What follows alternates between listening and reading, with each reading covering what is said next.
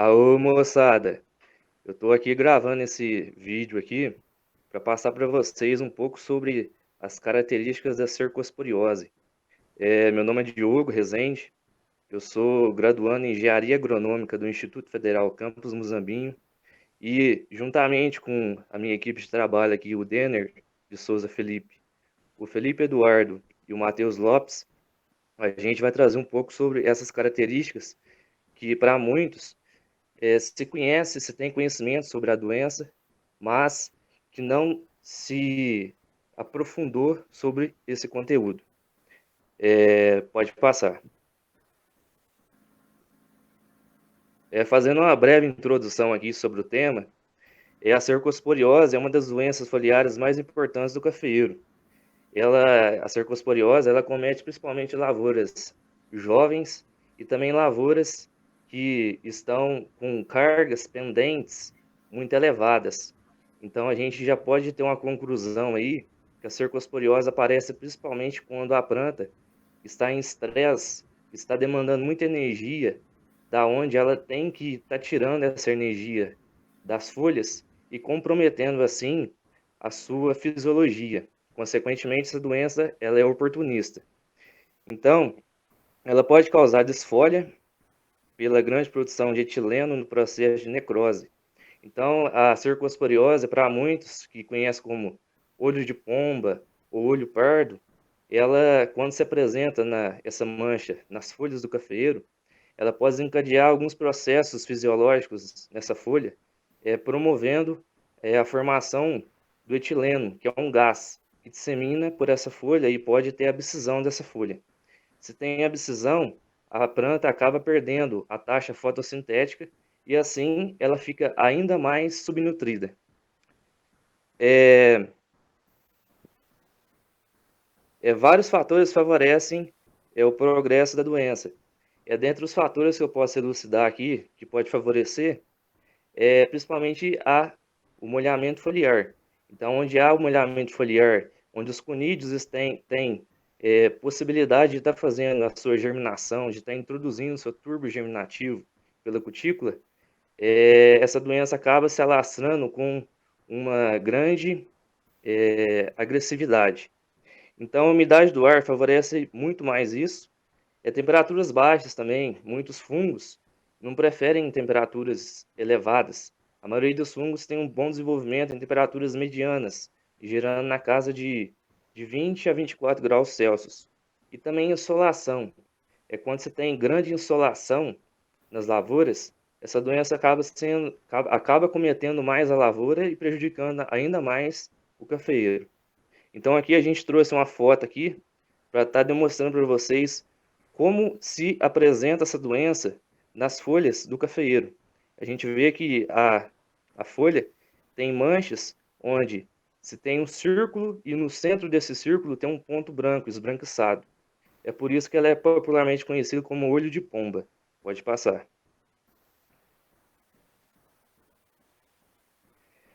Além da agressividade que ela tem, principalmente na parte das folhas, ela também pode estar atacando os frutos. Os sintomas característicos da cercosporiose nas folhas se apresenta também nos frutos. Então, ela pode estar fazendo, a gente chama a requema da casca desse fruto, certo? Então, a casca ela fica requeimada, fica de cor escura e com centro branco acinzentado. Esse centro branco acinzentado são os conídeos que são o precursor da doença. Então, esses conídeos, com a ação do vento ou da água, eles podem se propagar, se disseminar por toda a planta. Então, a infestação dela, a incidência dela, acaba que acomete o cafeiro de forma muito decisiva. Essas lesões são manchas necróticas deprimidas, de cor marrom e negra, estendendo-se no sentido da parte do pendúculo do fruto até a parte da coroa do fruto. Pode passar. Agora um pouco sobre o ciclo ecológico. A disseminação do fungo é feita pelo vento, água e insetos, e pode atingir as plantas e, em condições favoráveis de molhamento foliar e temperatura, ocorre a germinação e penetração desse tubo germinativo. que penetra através da cutícula e por aberturas naturais. A temperatura ótima, tanto para a germinação máxima quanto para o crescimento do fungo, é de 24 graus. Então, a gente tem uma planta infectada, sendo atacada por essa doença, ela ali produz os conídeos. Esses conídeos vão ser disseminados pela ação do ar, da água e, e também, no caso, até de ação humana, ação mecânica, pode estar disseminando esses conídeos. Então, esses conídeos chegam até a superfície da folha e, encontrando condições favoráveis de desenvolvimento, eles conseguem fazer com que a infecção ocorra. Então, tendo a infecção, se tem novamente o ciclo. Então, se tem o desenvolvimento do tubo germinativo, posteriormente o desenvolvimento da mancha e quando a mancha já está com um grau de desenvolvimento bem adequado e apresentando esporulação, se tem também a reinfecção, se tem todo o ciclo voltando ao início. Ocorre disseminação, infecção e posteriormente disseminação. Assim ocorre. Esse tempo de disseminação gira em torno de 18 a 20 dias. Pode passar. Dentre os principais prejuízos que são causados pela cercosporiose, podemos elucidar aqui. Devido ao efeito de etileno, como eu tinha falado na introdução, ocorre a abscisão dessas folhas. Então, ocorrendo a abscisão dessas folhas, a planta acaba perdendo a condição, a maquinaria que ela precisa para fazer a sua manutenção energética. Então, quando a planta se encontra com uma alta produção e perde essa maquinaria, se tem também se prejudica também a formação de grãos de excelente qualidade. Assim, o fruto apresenta um processo de amadurecimento acelerado. Então, quando a cercose ataca os frutos, provoca no fruto um amadurecimento acelerado. Com isso, as características que atualmente são muito necessitadas no mercado de café, que é a qualidade, ficam prejudicadas. Então, o ataque da cercosporiose é prejudicial. E também quando você tem esse ataque, quando a gente vai fazer o descascamento, o despalpamento desse café, essa casca acaba grudando ali, aderindo ao pergaminho e prejudica também esse processo de pós-colheita. Também aqui a gente pode estar elucidando que quando se tem uma perda de qualidade desse fruto, desse produto do café, se tem também uma perda de preço. Então o produtor vai estar perdendo dinheiro se sua lavoura estiver acometida pela cercosporiose. Pode passar.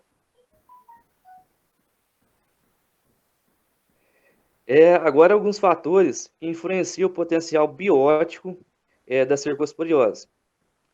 Em ambientes controlados, há alto favorecimento de ocorrência de cercosporiose em temperaturas mensais médias de 18 a 25 graus e precipitação de 3 milímetros no dia. Essa, essa pequena frase que eu acabei de ler para vocês aí quase que resume o que acontece num viveiro de produção de mudas, onde você tem um controle das condições ambientais visando um melhor desenvolvimento da planta. Com isso,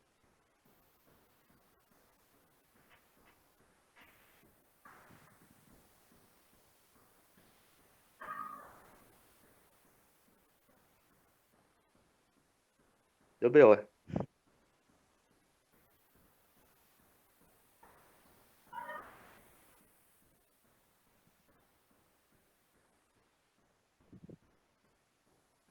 Vou tentar na... Ah, agora deu certo.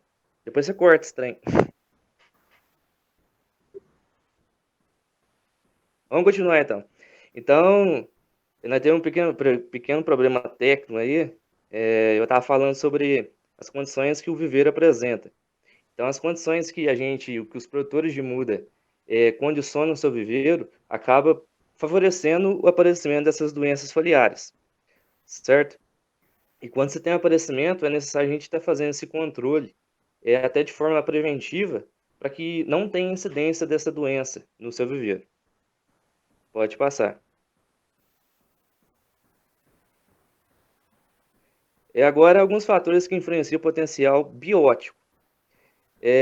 Outro fator extremamente importante é que apresenta grande influência no aparecimento da doença. É o desequilíbrio nutricional.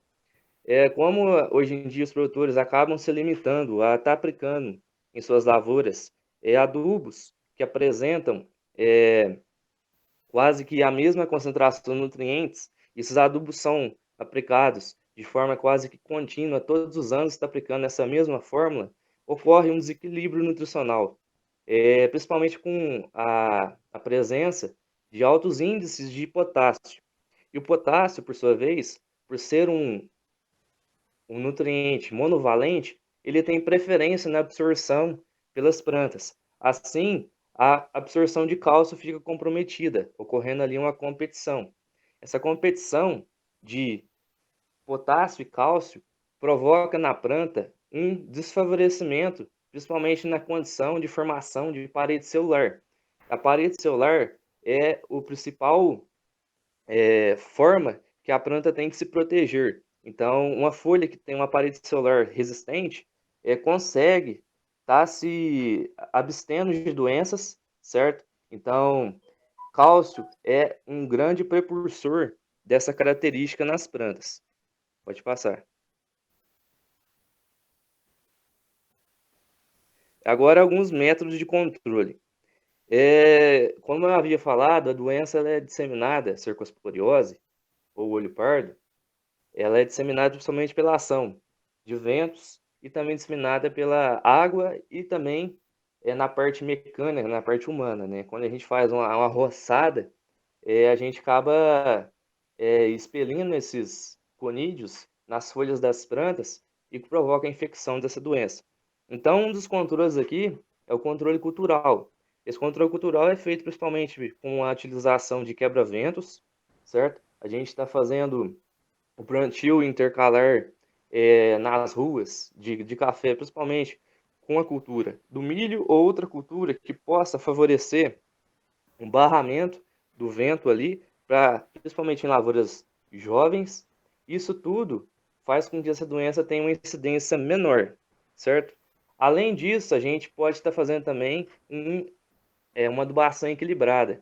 Essa adubação equilibrada vai favorecer, dentre muitas coisas, a não competição dos nutrientes, pois a planta ela não come, ela bebe.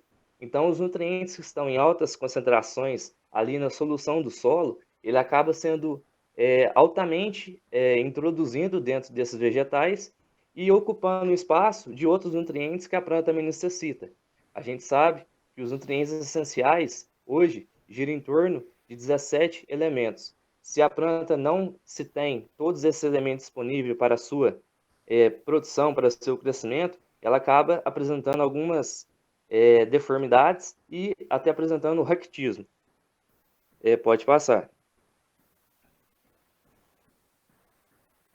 E alguns métodos de controle de forma química. As fazendas produtoras de café, principalmente na região aqui da Alta Mogiana, eu falo aqui de Santo Tomás de Aquino, apresentam um controle químico que pode ser intercalar com preventivo e também com curativo. Então, se recomenda fazer aplicação de produtos curativos, como a gente pode estar citando aqui, as estrobilulinas, os triazóis e algumas outras moléculas que pode estar fazendo esse controle químico, essa proteção, essa curando a planta dessa doença e, posteriormente, está fazendo um controle preventivo, que é a aplicação principalmente de produtos à base de cobre. O cobre tem uma ação muito boa no quesito fungistático e bacteriostático. Então, a gente está intercalando essas duas moléculas, esses dois grupos químicos, a gente pode ter um controle bem eficiente dessa doença. Muitas pessoas acham que alguns produtos quase que são controlam apenas uma doença. Igual a gente pode estar citando o triazol, que está presente principalmente em produtos que hoje em dia se difundiu a aplicação via solo.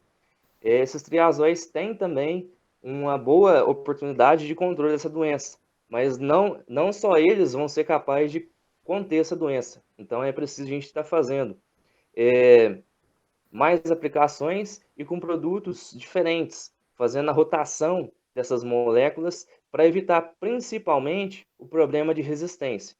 Apesar que os conídeos produzidos pela cercosporiose são de origem mitótica, que tem a ver isso? Origem mitótica nos remete que os conídeos são iguais à origem. Então, o mesmo material que se encontra naquela lesão vai ser o mesmo material que você vai encontrar em algumas lesões que vão vir posteriormente. Pode passar.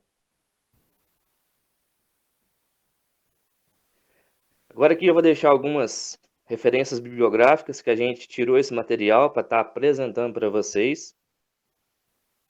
Pode passar.